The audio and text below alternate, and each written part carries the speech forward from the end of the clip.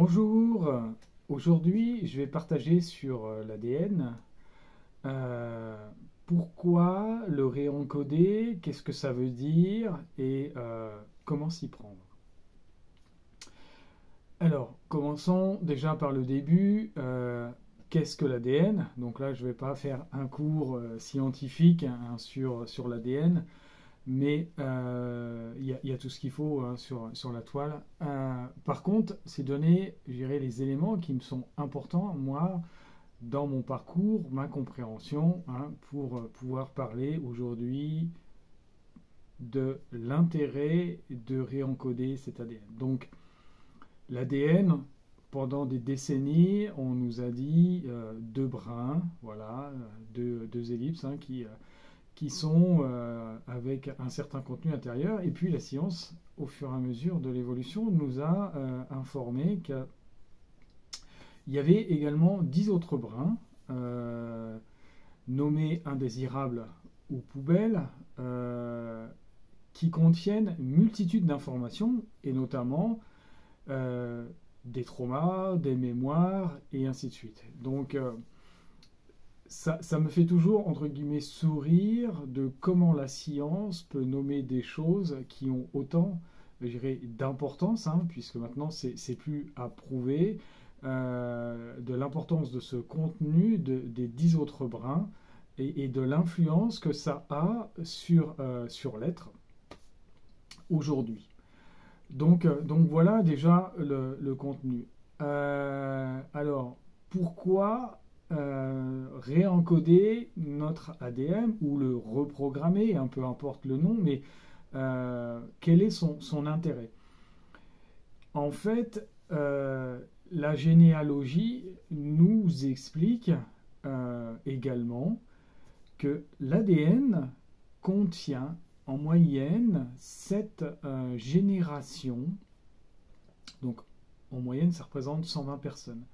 120 personnes qui ont vécu des expériences sur Terre, bonnes et moins bonnes. Hein, et donc cette génération, on peut voir l'espace-temps aussi que ça représente. Et donc les multitudes d'expériences que chaque être a pu vivre. Et alors aujourd'hui, on peut se rendre compte que nous sommes en train de réveiller ces mémoires, de revivre des mémoires. Pourquoi avoir peur de tout ce qu'on cherche à éveiller chez nous hein, depuis un certain temps, ou nous mettre en colère depuis un certain temps, parce qu'on est en train de réveiller ces mémoires contenues dans les traumas des 120 personnes qui ont expérimenté sur Terre, qui ont laissé des traces. Ils ont fait du mieux qu'ils pouvaient avec ce qu'ils étaient, mais ils ont pu potentiellement laisser des traces. Dans cet ADN, il y a donc du coup des croyances, des fausses croyances, des croyances erronées sur la façon dont un être doit être. Et notamment, je vais parler de deux principes. Alors aujourd'hui, on est en train de basculer ces choses-là, mais un homme et une femme. Pour la plupart des gens, on va se dire qu'un homme est différent de la femme. Oui, physiquement, ils sont différents. Sur le plan morphologique, ils sont différents. Ok. Par contre, sur le plan énergétique, ils sont similaires. Ils ont une partie masculine, ils ont une partie féminine. Et qu'est-ce que je fais de ça hein, puisque la partie féminine, c'est l'intuition, c'est les émotions. Et puis, je résume très basiquement, hein, et puis de l'autre côté, la partie masculine, la force, le pouvoir, et ainsi de suite. Mais comment je mets ces deux parties en co-création pour être ce que je suis hein, je ne vais pas revenir sur des vidéos que j'ai pu partager, mais l'importance de reconnaître son masculin, l'importance de reconnaître son féminin, on a besoin des deux pour être équilibré à l'intérieur de soi. Et on peut voir, en tout cas pour une multitude de personnes, l'importance d'équilibrer ce masculin et ce féminin, que l'un guide l'autre, et ainsi de suite. Hein, voilà. Et donc, je vais parler de l'homme que je suis, c'est plus facile. Comment, dans mes structures, j'ai dû me déprogrammer pour pouvoir réaccueillir ma partie féminine. Euh, je fais des gros bisous à tous mes aïeux, à tous ceux qui sont là dans mes lignées, qui sont vivants ou dans d'autres plans.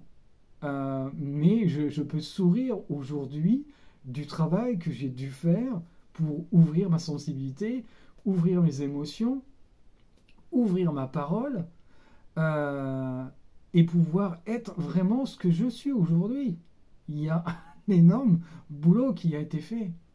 Et donc ce boulot, c'est permettre aux générations futures de pouvoir aussi avoir ces informations. Donc voilà pourquoi il est judicieux de se reprogrammer en conscience des choses du passé.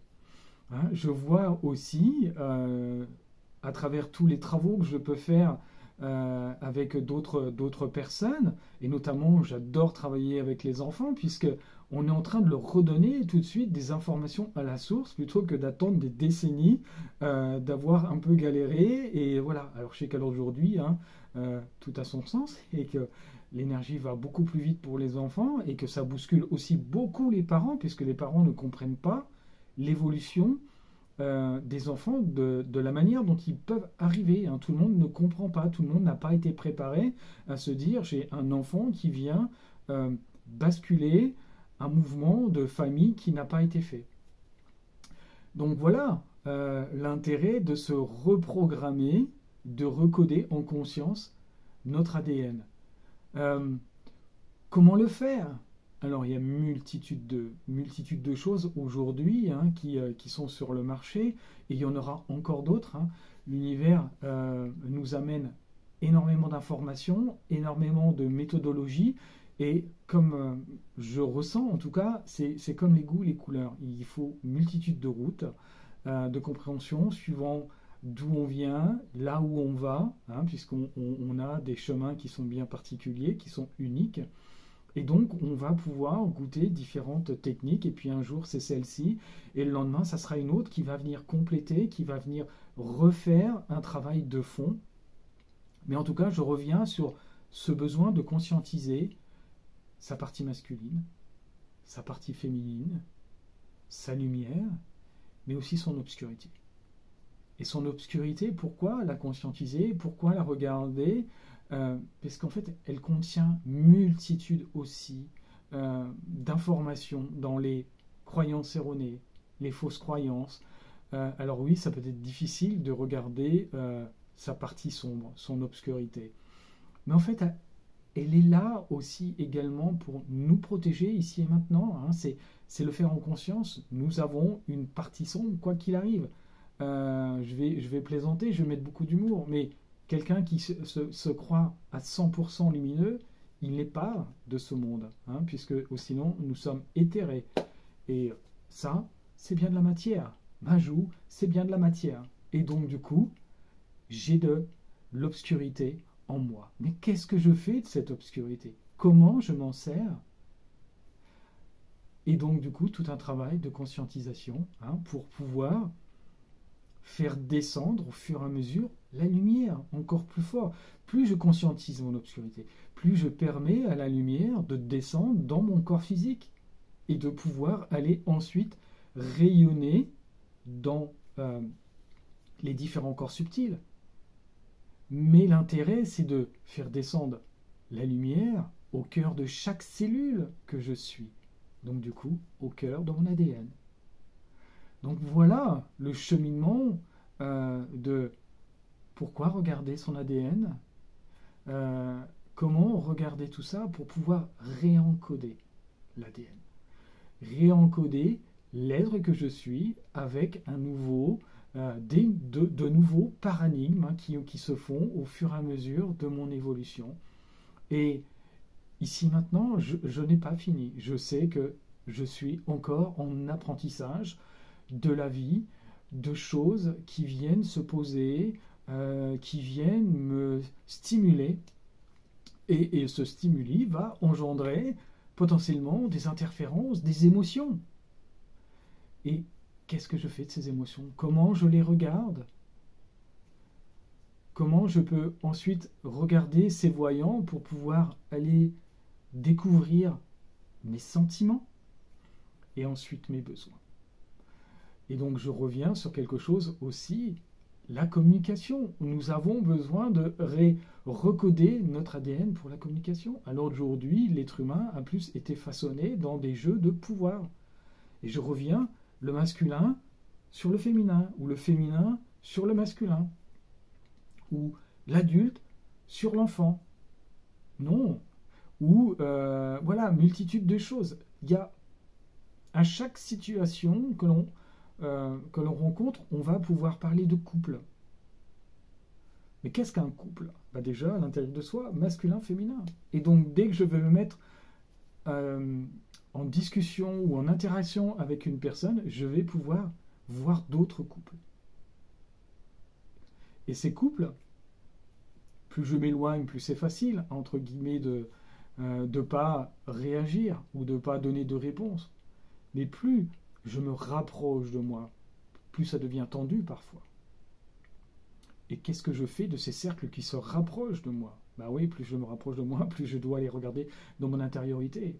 Et donc du coup, c'est un travail qui nous incite, quoi qu'il arrive, à refaire un travail de réencodage de l'ADN. Qu'on le veuille ou pas, il y a quelque chose qui se passe, la vie est magique et elle va nous aider à travailler des choses. Quand je reprends d'où je viens et ce que je suis, et les métiers que j'ai pu faire avant de devenir ce que je suis, et je rigole, hein, le jour où j'ai dit je deviens guérisseur, mais qu'est-ce que je cherchais à guérir? C'est moi, tout simplement déjà. Hein. Le premier client, c'était moi. Voilà. Et je continue, et j'ai cette conscience que je continue à me guérir avec beaucoup plus de maturité, avec beaucoup plus de conscience. Et chaque fois que je me guéris, que je réencode quelque chose à l'intérieur de moi, en fait, je donne cette possibilité à l'univers que cette information est possible pour le bien de tous. Hein, et c'est comprendre l'importance du colibri et de l'être multidimensionnel que l'on peut être. Quelqu'un qui réencode la compassion en lui. Quelqu'un qui réencode le pardon véridique en lui. Quelqu'un qui réencode l'amour inconditionnel en lui, sur certains plans. En fait, redonne ces informations pour le bien commun. Et donc, une autre personne va pouvoir aller rechercher cette information aussi et la faire venir. Et là, je reviens, je vais beaucoup plus loin dans ce récodage de l'ADN, c'est qu'on va pouvoir aller toucher les plans spirituels, et on a besoin des plans spirituels pour revenir dans la matière, hein, cet équilibre terre-ciel, ou matière-esprit. Comment je réencode tout ça? Comment je fais vibrer tout ça dans ce rôle de colibri, à redonner ces informations pour le bien commun? Et une autre personne, dans la famille d'âme, va pouvoir recevoir ces informations. Hein. Nous sommes multitudes de familles sur Terre, et dès que quelqu'un touche à une énergie, ça vient stimuler d'autres personnes, d'autres informations qui vont pouvoir aussi découler. Ça serait un autre sujet hein, que de regarder les différentes familles d'âmes, les âmes sœurs, les âmes jumelles, les flammes jumelles et ainsi de suite, mais je vais pas aller dans ça aujourd'hui. Je vais prendre la famille de l'humanité, et ou les familles aussi galactiques, hein, c'est ce que j'entends quand on me demande aussi, les familles galactiques, et comment je pars de ma famille biologique en réencodant mon ADN, puisque est-ce qu'une famille est ouverte au plan supérieur? Vous voyez, je travaillais sur quelqu'un là il y a quelques heures, un enfant notamment, et sa lignée n'était pas ouverte aux émotions, par exemple. Et donc, du coup, ce petit enfant a maintenant le loisir de faire descendre cette énergie, et donc, du coup, il va pouvoir redonner des informations aussi après lui, mais déjà en remontant chez ses parents. Parce que par son sa manière d'être, il va pouvoir faire voir le bienfait de reconnaître ses émotions. Donc voilà pourquoi c'est si merveilleux de regarder son ADN, autant sur le plan microscopique, à travers la science et tous les tests que l'on peut faire, hein, et comprendre que nous sommes de différentes origines, qu'un test ADN peut révéler que notre ADN a circulé à travers différents continents, et ça c'est vraiment important de le conscientiser, que nous sommes multicouleurs à l'intérieur de nous, mais que ces couleurs ont aussi du coup beaucoup de croyances, beaucoup de conditionnements, suivant les continents et ainsi de suite, et comment je me défaçonne pour être réellement ce que je suis et faire descendre à l'intérieur de moi cette partie lumière et réencoder tranquillement avec conscience, pas après pas, cet ADN. Voilà ce que j'avais envie de partager aujourd'hui, et en tout cas j'espère que ça aura éveillé des choses chez toi, un intérêt de regarder ton ADN,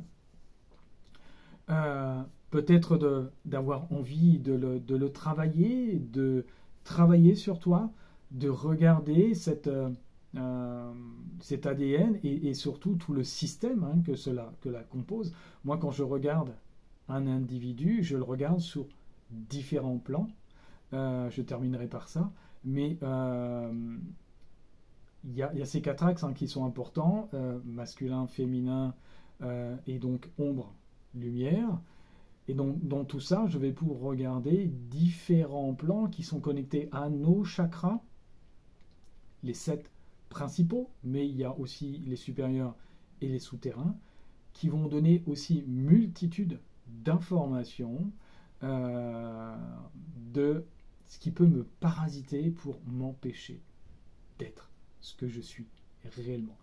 Donc voilà ce que j'avais envie de partager. Et donc si tu as envie de revenir vers moi, de me poser des questions, n'hésite pas, soit dans des commentaires ou soit par des messages privés, hein. Il y a différents liens sous la vidéo pour me contacter. Voilà. Si la vidéo t'a plu, n'hésite pas à la liker, hein. C'est ce qui permet de promouvoir la vidéo à travers les algorithmes. Et puis, n'hésite pas à t'abonner également, hein, c'est ce qui fait aussi monter ma chaîne et ainsi de suite. Voilà, j'ai besoin de tout le monde, je fais mon travail, mais j'ai aussi besoin de ce qui se passe derrière l'écran, hein, pour continuer d'avancer dans ce chemin. Merci en tout cas à toutes les personnes qui me suivent, qui me regardent, qui mettent des pouces, qui s'abonnent. Voilà, merci, gratitude à tout ça, et je dis à très bientôt pour une nouvelle vidéo. Merci, au revoir.